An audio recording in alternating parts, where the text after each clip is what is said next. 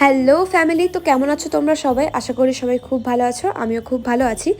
আজকে আমার এক্সাম শেষ হয়েছে আর আমি আর দিদি ঠিক করলাম যে একটু নানু ভাইয়া নানিমার সাথে দেখা করতে যাব। প্রথমেই চলে আসলাম একটা মিষ্টির দোকানে, এখানে এসে কিছু মিষ্টি নিয়ে নিলাম আর লাড্ডুর জন্য কিছু চকলেটস।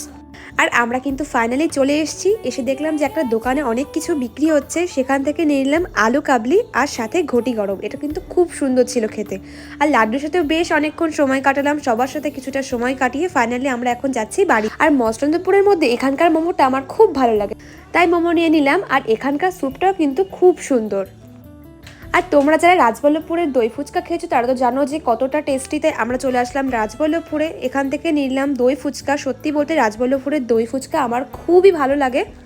আর এবার ডিরেক্ট কিন্তু আমরা বাড়িতে যাব। এসে মা একটা কাজ ধরিয়ে দিল, ভাইয়ের কালকে আছে ওয়ার্ক এডুকেশন এক্সাম, তার জন্য একটা ওয়াল হ্যাঙ্গিং বানানো ছিল। আমি এটা বানিয়ে দিয়েছি, কেমন হয়েছে তোমরা কিন্তু অবশ্যই কমেন্ট করে জানিও।